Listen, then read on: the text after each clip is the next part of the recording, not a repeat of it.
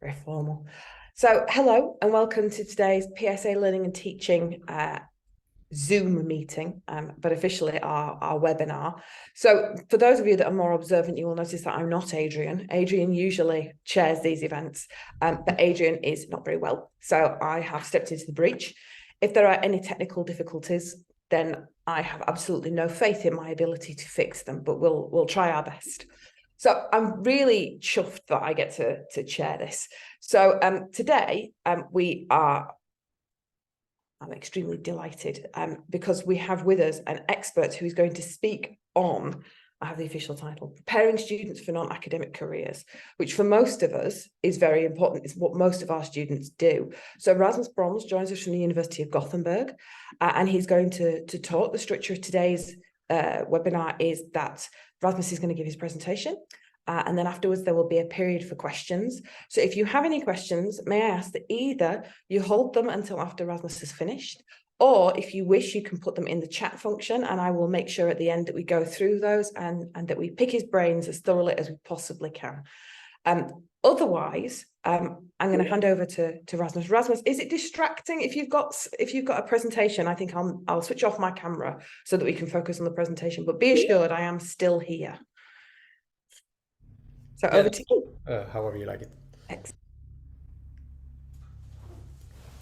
Okay, thank you so much for that introduction. I think I'm gonna, I have a presentation here that I'm gonna share. Can someone just... We can see that. Yeah, that's great. Great. Thank you. All right, so yeah, thank you very much. So I'm here to talk a little bit about a course that I developed quite a long time ago, together with my colleague Jenny de Licht, who unfortunately could not be here. And yes, as mentioned, the title here is Preparing Students for Non-Academic Careers. And I think Adrian added the innovative approaches and best practices. So let's hope they are innovative, or they were innovative, and the practices were good. So basically what I'm going to talk about is what I just said here, that our experience from developing and running a career-oriented course module for political scientists.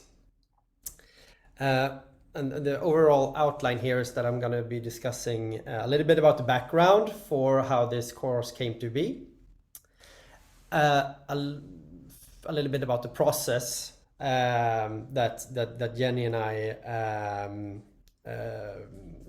went through and did developing the course. Some description about like how the course actually turned out, and finally just some reflections on our experiences working on the course. If you like more detail, or if you like to read instead of listen, we published an article in Politics where we go through the paper or the course in more detail. So you can So just I refer you to that for especially a lot of detailed questions. So I guess I'll just start with a little bit about the background for the paper, or the course. So the underlying genesis for developing a career-oriented course did not come from myself or my colleague. It came from other places. In part, it came from our students who had a long-standing, I'm not sure if I would say complaint, but at least request for more knowledge and more skills that both about their future careers as political scientists, but also what they actually would need.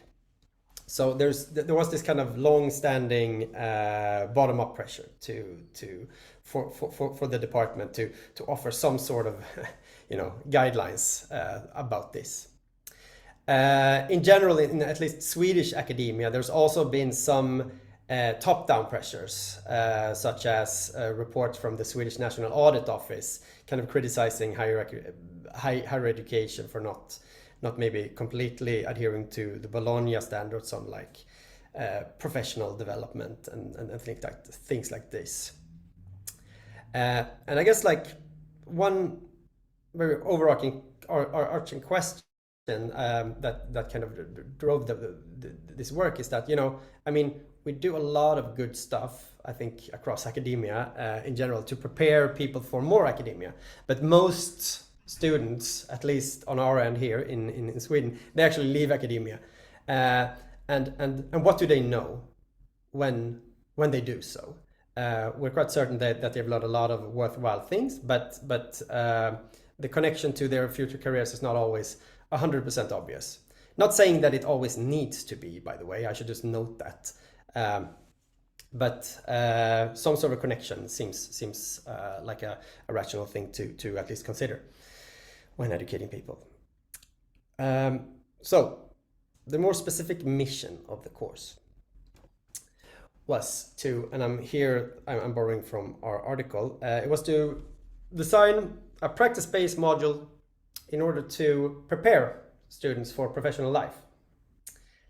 Some details is that the course began back in the fall of 2015. So yeah, way back when. And that of course meant that we worked on this course about a year in advance, I think we started. So this is now 9 years ago when we did a lot of this work that I will be discussing. So that's why I'm very happy to have this article or to kind of fall back on with regards to details.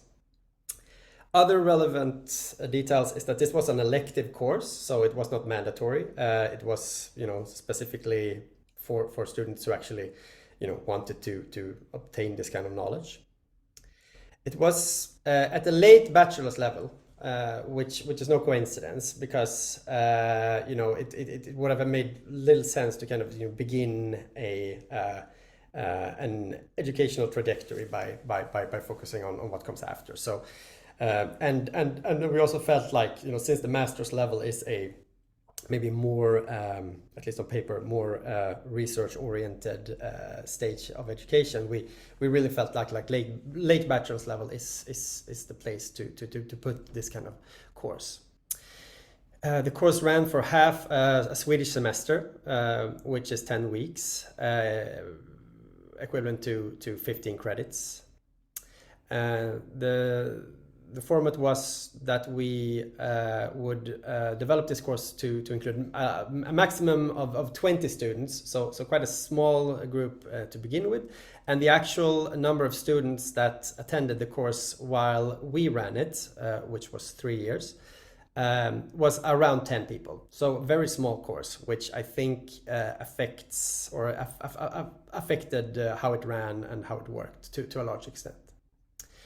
But apart from that, we had very few substantive restrictions, demands, or any other type of guidelines, because both because we were given, you know, it is a brand new course, but also because there were very few other similar courses out there. We couldn't really find any other things to model the course on, which was both a problem, of course, but also quite fun for us to kind of just, you know, go nuts with the project. See if I have anything else good to say about the background. No, moving on to the process. So what did we do? There are some salient points here. We had to do a lot of preparatory work. As I mentioned, there was no real model for the course, so we had to kind of invent a lot ourselves. And ourselves, to kind of give you a little bit more background here, is that Jenny at that point was a postdoc, and I was still a PhD candidate. So we were quite junior scholars, but we were also decidedly insiders already at that point. I mean, we had not left academia in any at least meaningful degree. We were yeah, I guess already back then consummate insiders into academia. So we realized that we couldn't really, like you would in many other courses, just like rely on our own knowledge about what, you know, people do and what they need to know in non-academic careers, but rather the opposite. So we had to rely heavily on others' information. Specifically, we used three sources. We kind of used our personal networks, which is kind of a third line in the process of our working on this course. Using our friends and acquaintances, and I did a few alumni interviews with these people, focusing on two pretty fundamental questions. Like, one is like what you do when you're finished, or when you work as a professional political scientist, and what do political scientists need when they do what they do.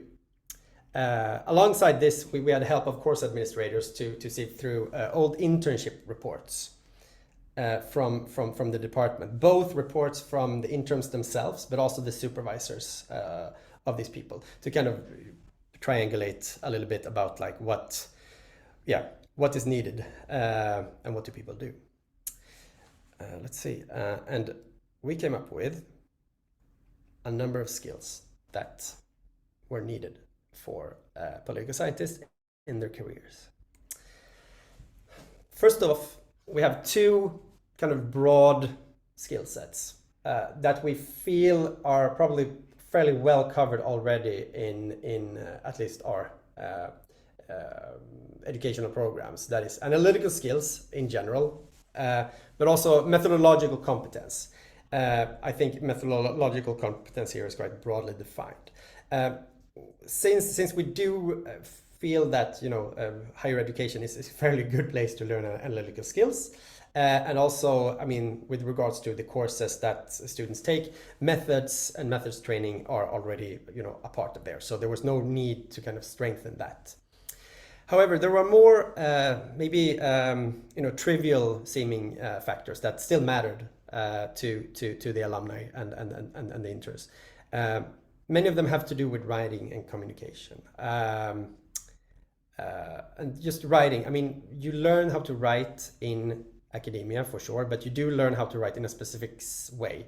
And the need for learning to write plainer and easier and to kind of less university style, less academic, was, I mean, a very common comment among everyone. Basically, that when you graduated, you started your first job, and one of the insights you learned first was basically, okay, I need to completely change everything I know about writing. Basically, this is one of the main things we learned.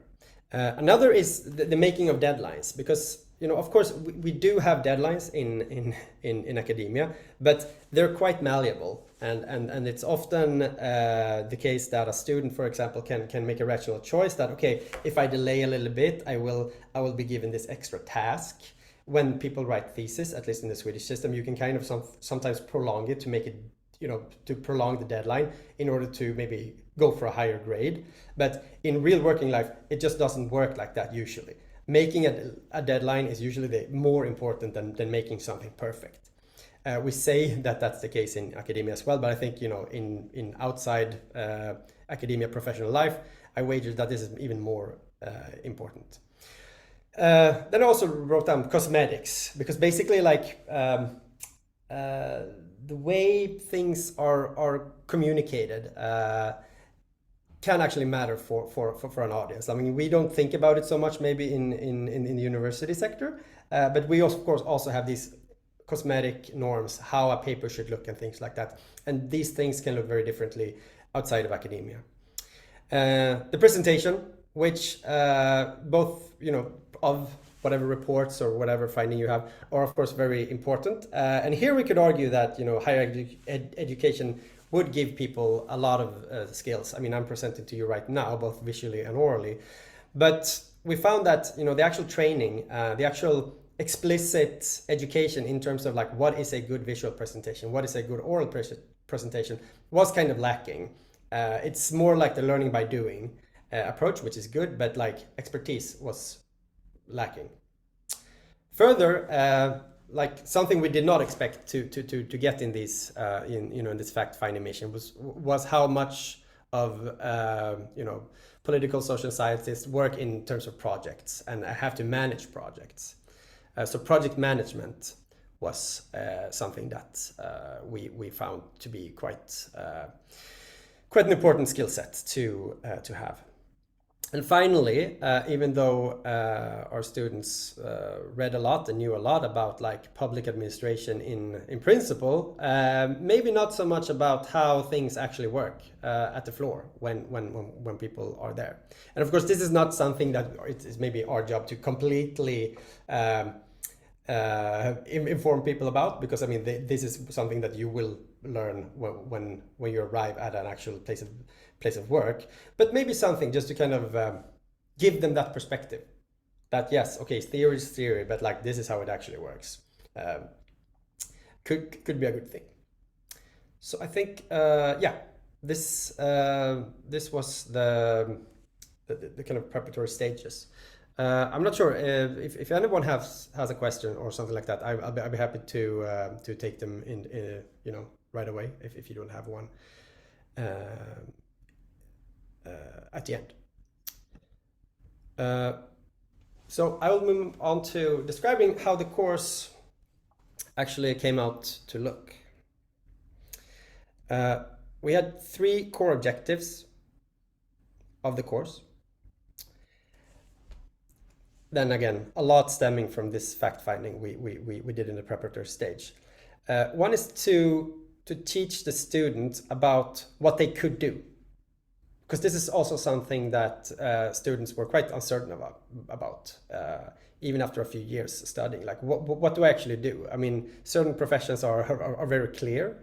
If you study architecture, you probably will be quite informed about what you're gonna do. If you study political science, you're probably less sure, right?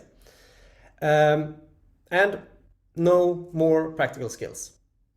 Yeah, basically just what I said before. All of these like seemingly trivial things, get back to the ground basically from having learned, these fancy advanced theories and advanced methods. What do I actually do with these skills on the everyday level at City Hall or at the NGO or whatever where you end up.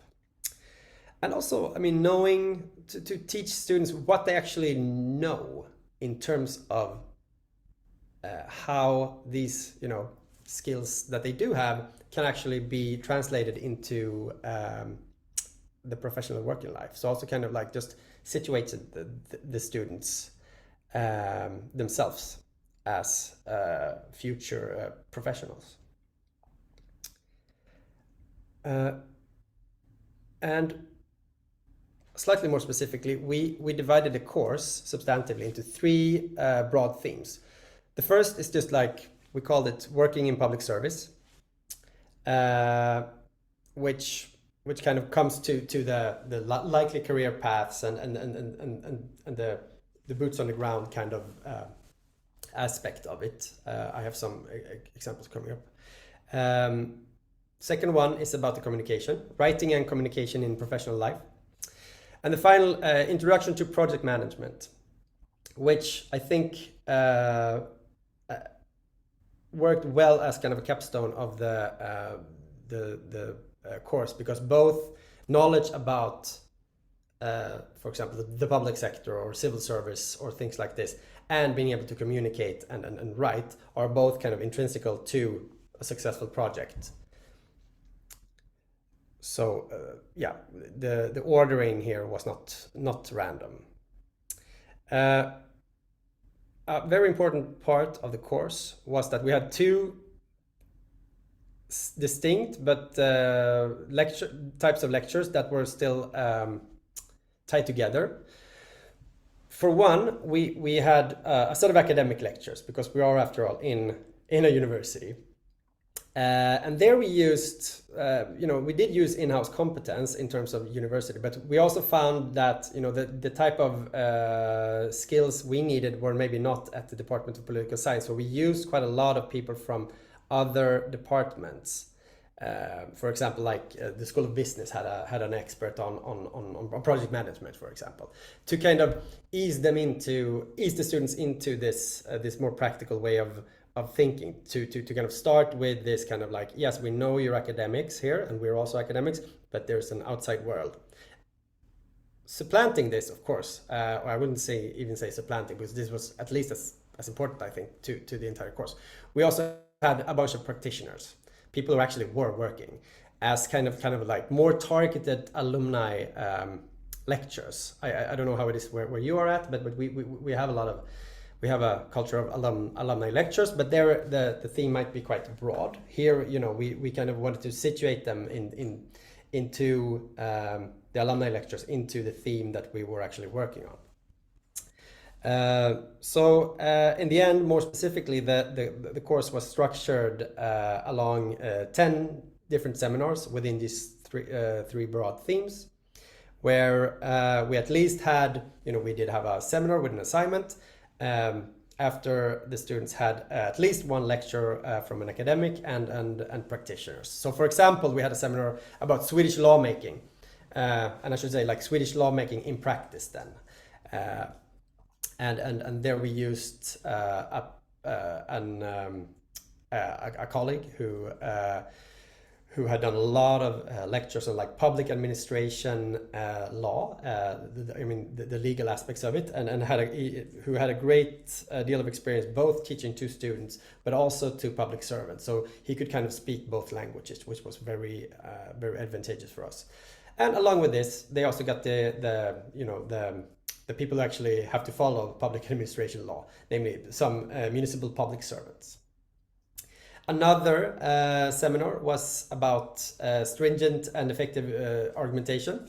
And here we actually went in-house completely, because we have a great professor of in political theory who could do like some quite theoretical work on argumentational analysis. Basically, what's a good argument? What are some fallacies?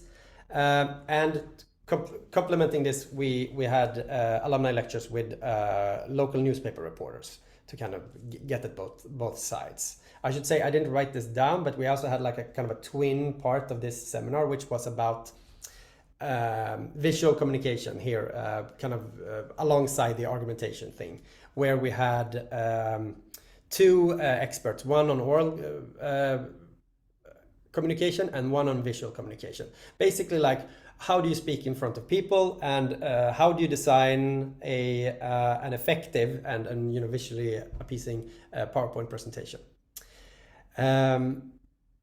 So yeah, and I mean there's a lot more detail here I could go through, but I think the article has kind of detailed outline of how the course was structured, both with all of these different seminars and how they kind of related to the themes that I mentioned.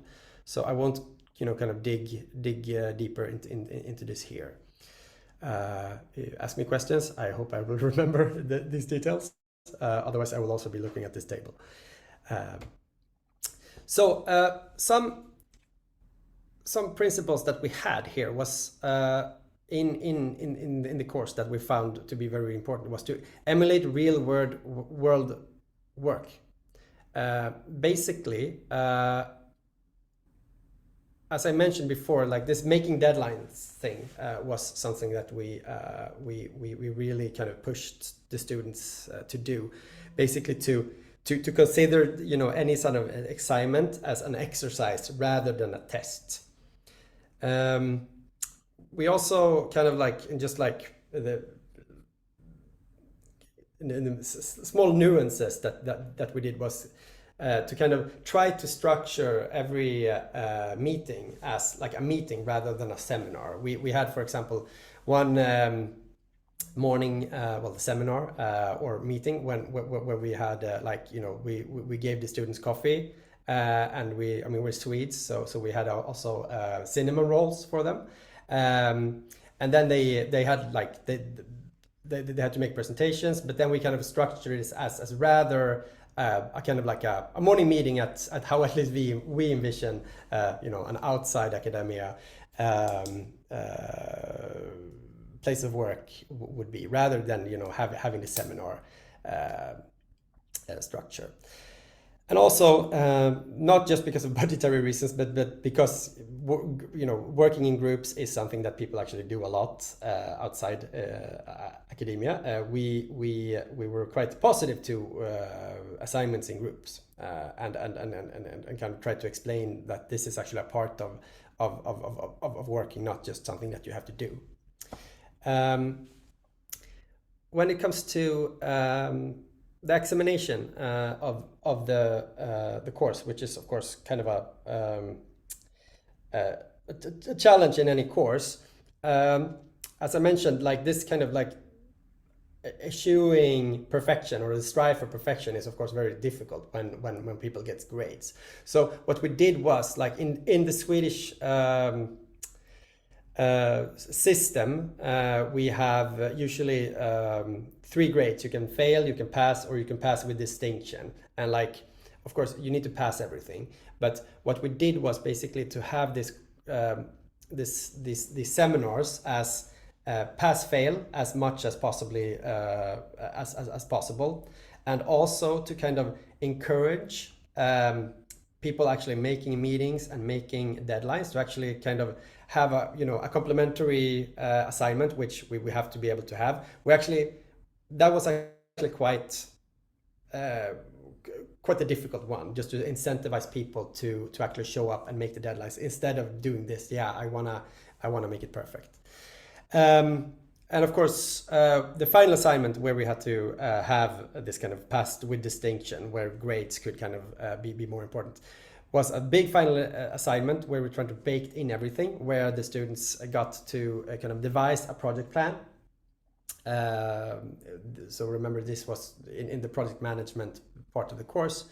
But then, of course, they should know everything they should utilize everything they had learned before. So, for example, we had quite a lot of emphasis on them making a very nice professional presentation, making a press release, and things like this, to kind of like tie all the course goals together, so that they would reflect the students' learning outcomes during the whole course and not just the final part.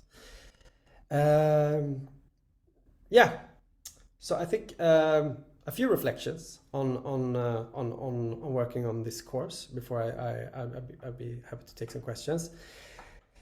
One thing is that we do feel like internships, they are kind of like they're pulling a lot of weight in this career preparatory phase of educations, and I understand that this might be different in different countries and different educational systems, but Swedish BA students, they have a chance of doing internships, and both Jenny, my colleague, and I had done things like that and thought they were great, even though we kind of ended up within academia.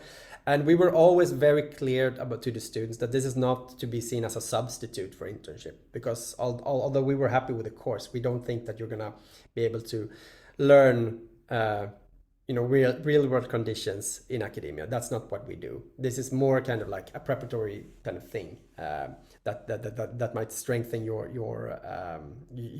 competences even further. So we would always say, like, in the choice between a course like this and an internship that is good and relevant to what you want to do an internship.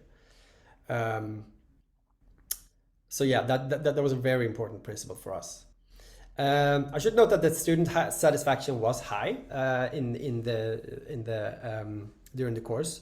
I should say, I don't think I mentioned it. We developed this course and we ran the course for 3 years. So 3 different cohorts.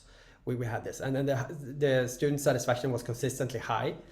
I think that hopefully it's because the course was really good and everything, but both because of the fact that it was, strictly speaking, quite easy, because there were not a lot of like this, there were a lot of pass-fail assignments that might have something to do with it. I don't know.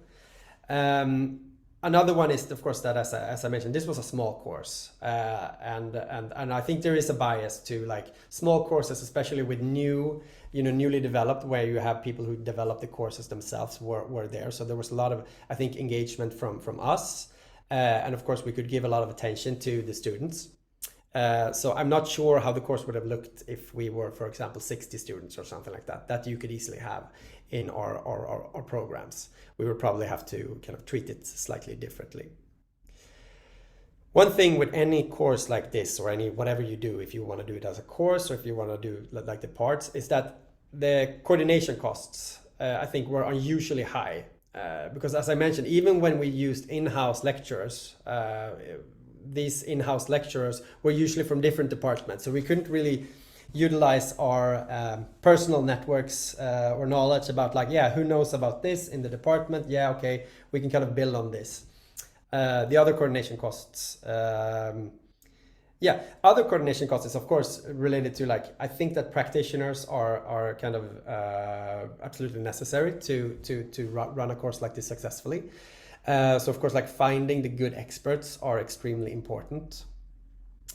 And I think for that matter, I think being a junior academic or relatively young was probably a benefit in both developing and administrating this course, because that meant that we, in our social networks, still had, we were not completely socialized into higher education. So we had a lot of contacts with people who had kind of graduated a few years before, that were happy to talk about their role in their profession, but also kind of remembered what it was like to be a student.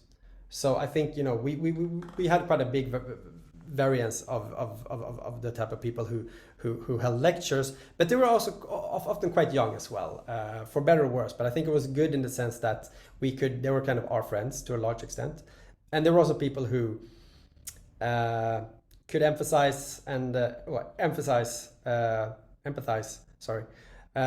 understand what it was like to be a student, and understood their questions.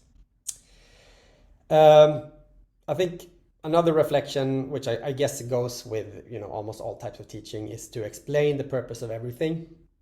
But I think it went maybe a little further in our course, because we taught them things, or the types of things that we didn't all like, they weren't maybe that used to, as again, like making a deadline. Why is the deadline, why is it so important that you actually make the deadline instead of making the assignment perfect? Well, that is because this is a point of the course. This is what you're gonna be faced with, if you leave academia. Another reflection is that although I should note that this course has actually survived until present day. I'm no longer engaged in it, but I hear from colleagues that are very good, that are running it, that it still works quite well. But we always envision this as maybe not necessarily a course, or the things that we taught here would not be necessarily best packaged as a separate course for someone to study full time during their education.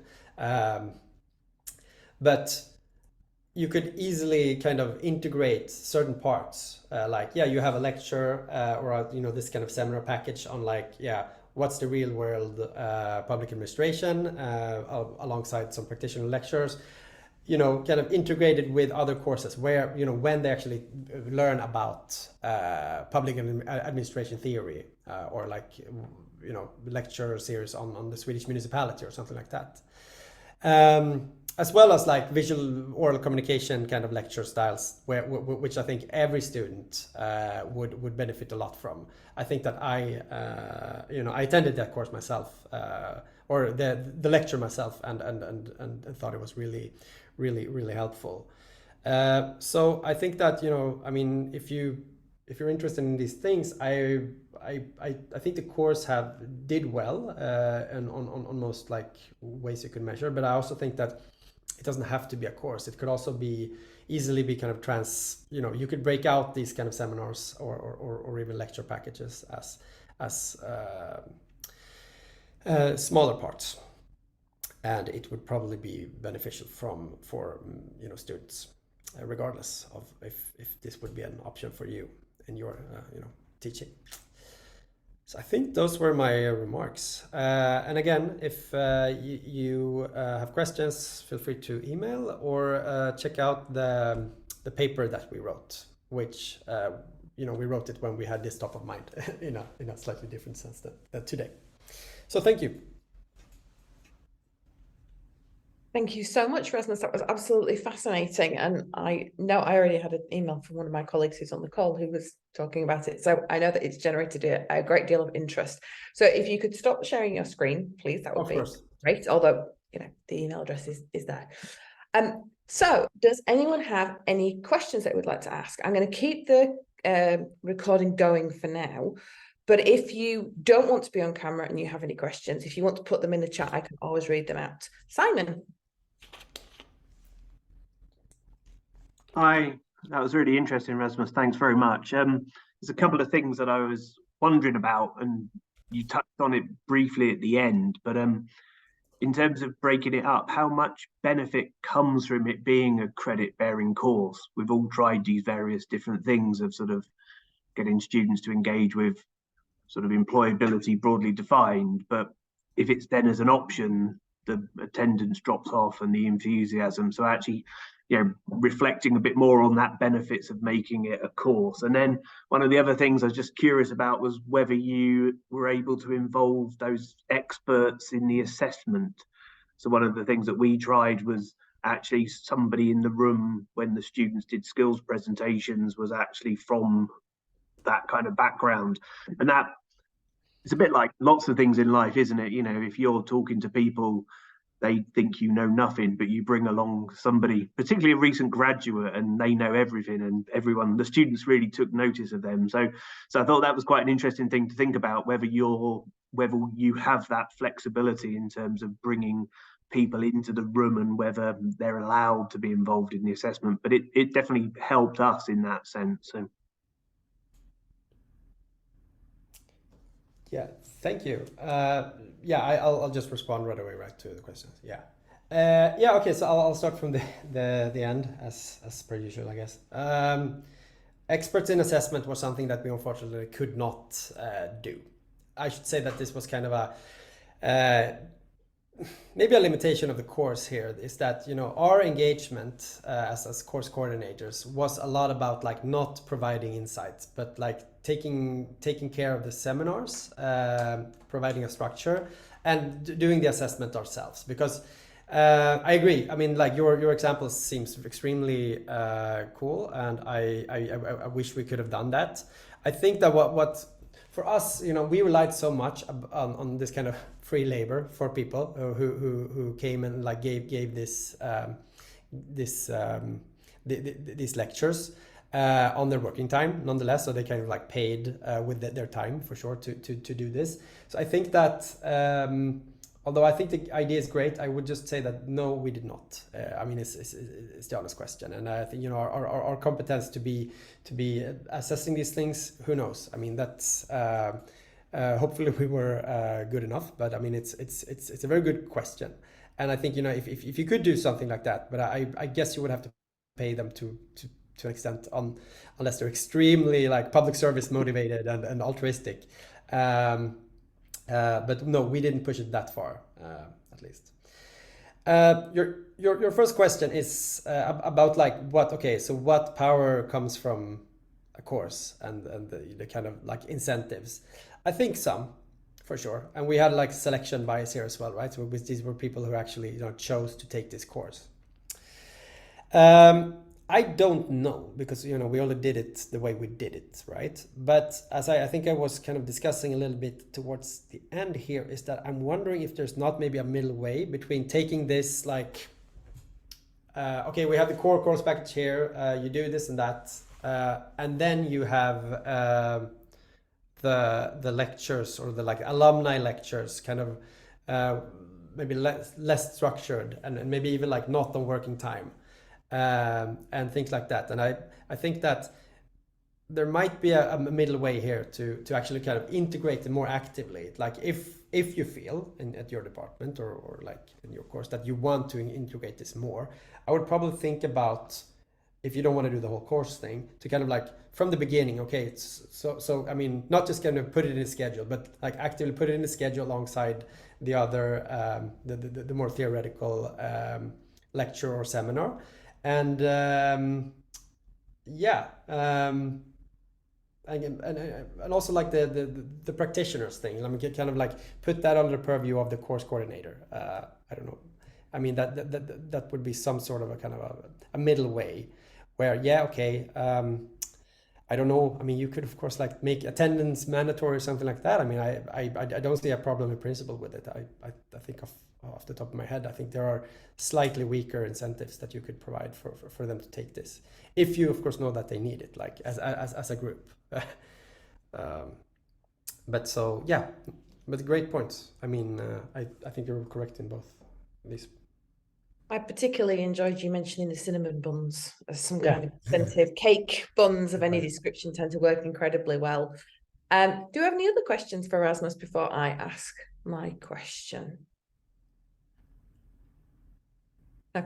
So I've done nothing like this, but something a little fraction of this, where we've had alumni come in and talk, and you somewhat downplayed it, because actually organizing these things is a nightmare. It's so hard.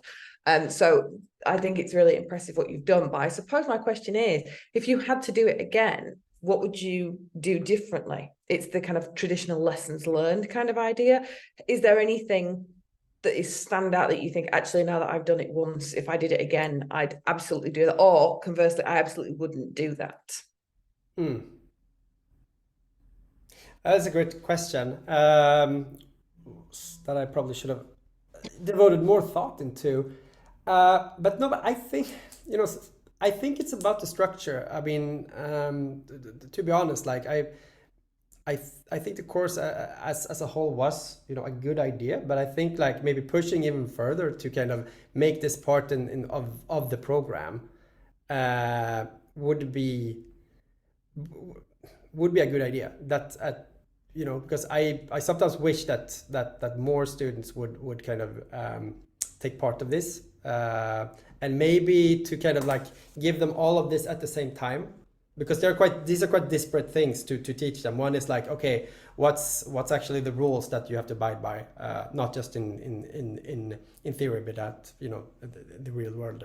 And then just to move on to, yeah, well, how do you make a visually pleasing PowerPoint presentation? Maybe it was, you know, it's kind of an awkward fit, right? So I think that the structure was, you know, the thing that I wouldn't do. I mean, you know, but that's not, you know, my place of a course administrator, but that would be more like a on the higher level. Other regrets, yeah. This is probably time speaking, but I was pretty happy with the content, actually. Of course, there are smaller things, you know, but no, that I think the very existence of the course is my biggest regret to a point.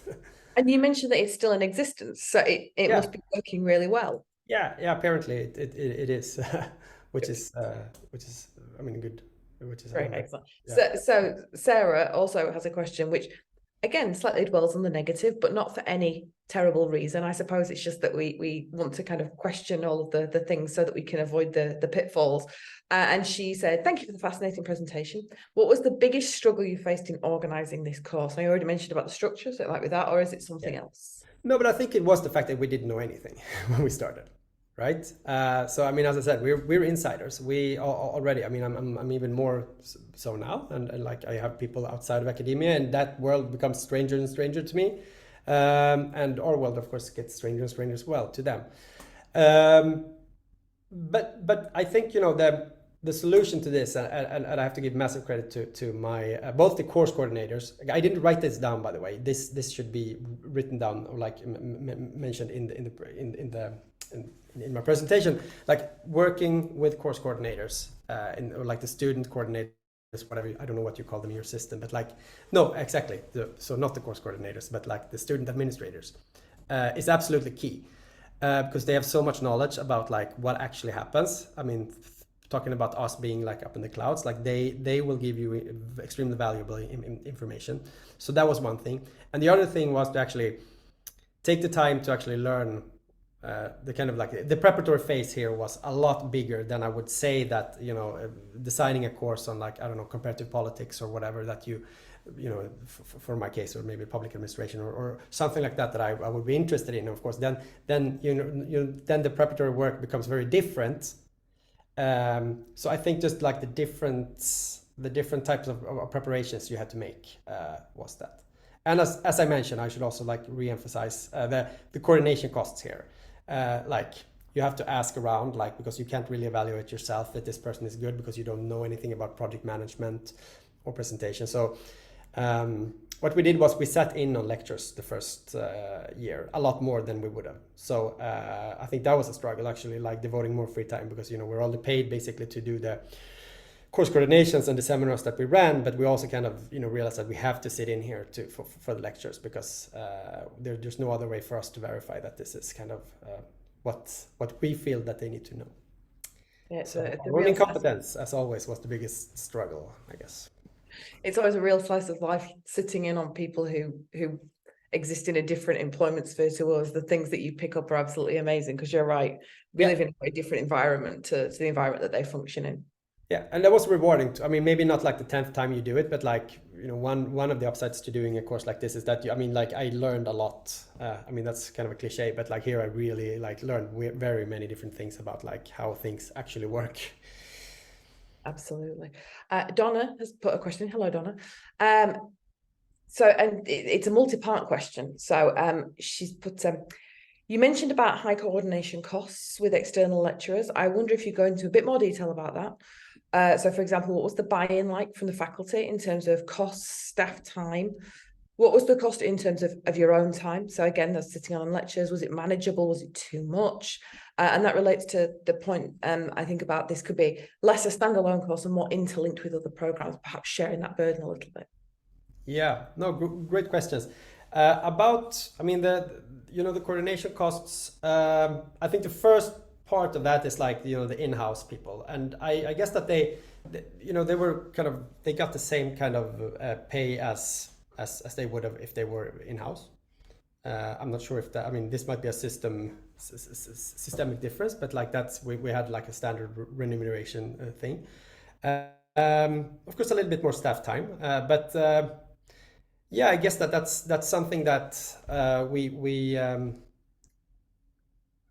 if you want to do this, not only it's maybe good to not only have people outside that you know, but also know enough people at the university to kind of find these people. I'm not sure if that was the thing or if it was more technical, like what's the price of a teaching hour from external parties. I don't think that was like bigger than if they would have been internal. It was more transaction costs that were higher. And the cost in our own time. Yeah, no, but I think I was kind of talking about it. I think it was in some ways it was higher than an average one. Some things that kind of came back for the positive, for example, was that if you do more pass-fail, grading becomes easier. And the nature of the tasks that we had for them, they were very often oral presentations and oral examinations. We had one seminar, for example, one of my favorites. That was the one with the cinnamon buns. We just basically gave them questions, short questions to solve during a day. Such as, what was it like? Okay, so I think it was like 2 questions that come to mind that we had was basically, okay, so you there's an upcoming election in, I think it was Burkina Faso or Sierra Leone. I'm sorry, I don't recall. Who's going to win that election? Another question was like, okay, so what type of tomato should I buy? Organic or domestic, or what's these type of questions that actually we wouldn't have them as questions in I think any other political science course, but they are actually the type of questions that we teach them broadly to kind of learn how to do the fact finding, and this involved then just kind of like giving the answer, and then you got to pass on that. And that was a lot, of course, just in terms of like burden of grading, a lot lower. So I think we got, what we probably put in more than a regular course, but we got back in some other places. So that was very rewarding. And also, yeah, since sitting in on these things actually gave, at least the first round, kind of was a substantive, increased my competence substantively or a little bit. So that was also good, kind of like a non-economic pay. But yeah, no, sure, it's expensive. Is the short question. Before I go on to Simon's question, would I be correct in assuming from what you're saying that the amount of effort that was required for the course was higher than it would normally be, but that on balance you think it was probably worth it? Yes, I would say so. Yeah, I would say so. But you need to be, I think you really need to be the right person for the job. And it's not just like, yeah, you're the smartest or whatever. But I mean, like if you have the networks, and if you can like easily find these people to have lectures and explain to them in you, like, because you know them or they're in your network, like what do we actually want to accomplish with this thing, then that thing was very manageable. So I mean, I wrote high coordination costs because they were high coordination costs, but that's more on paper because like since we had the personal networks, that was easier. So that kind of gave yeah, it was good. And also because I mean, like this, a lot of the actual course content, of course, is the lectures. They're not just kind of kind of superstructure, but they're actually part of the course. And since they were free, I mean, I think maybe we offered, I don't remember if we offered them some sort of pay, but I mean, no one at least took it. Like, so that was free labor so that was also kind of, I guess, positive in that sense. But yes, more work, but yes, rewarding as well. So one of the things that you mentioned there was about the fact that you offered a certain remuneration, but people didn't take it. That there's a certain amount of goodwill involved with this. So realistically, I would assume that one of the biggest costs that you had were transport costs to get people to where you needed them to be, which leads me to Simon's question, which is, could you do this online or could you do this in a blended module way, or would that impact on its effectiveness? Great question. I mean, just want to comment something about like the logistics as well, because that was actually something that is kind of specific for some universities, but maybe not others. Because like we're at the University of Gothenburg, and we have a big political science department. We have a lot of students here, but of course when people enter the labor market, or like they enter our courses, they might have a vague feeling about what they want to do for their jobs, but most of these jobs are either international or in Stockholm. So what we did was we tried to have an emphasis on local and regional people that we knew. So for example, like what are exciting what are exciting jobs in and around our region. We did have some people coming from Stockholm as well, but we did have this kind of local regional basis that I think would have been completely different if the course would have been at Stockholm or even Uppsala University, which are a part of a labor market where the job opportunities are quite different. So I think that's something that you need to really know the student base and also the labor market where you actually train students. About the online course, I have not done a lot of online courses myself, except for like during COVID when everything was online. I would just intuitively be a little bit maybe skeptical of this as an online course. Actually, I don't know. I mean, this was very much driven by like student engagement. It worked because we were engaged, and it worked because students were engaged, and that might be a weakness like of the course in itself. And I would just guess that it would be weaker if people don't actually get to go to a meeting and get to go to they don't get the cinema roles basically. However, of course, I don't know. I mean, I think post COVID, since the labor market is different, I mean, I think you would probably have to look into there, what I mean, you would have to kind of like do the kind of fact-finding thing that we did. And if it turns out that, yeah, well, I mean, we do a lot of this over Zoom, I mean, like we're doing now or whatever, like if if that's something that that can emulate real world working conditions, I wouldn't say that there's any huge problem with that. But I think there would be bigger obstacles to do so. It seems anecdotally as if the world initially thought that Zoom and Teams would replace everything, and that slowly we're kind of filtering back. So it might well be that actually being in a classroom is more or being in a physical meeting is more representative of the world that they'll enter. For sure, but like a hybrid working place, I mean, that's something that exists now. So I mean, that's like blended course model as I see the suggestion is here. It's not bad. I mean, it's you know, this is a very pragmatic course in that sense. So I think you could devise it in a good way, and I mean, definitely. So I'm maybe a little bit more skeptical about like the seminar things and when the students have to do input, because that was engagement driven.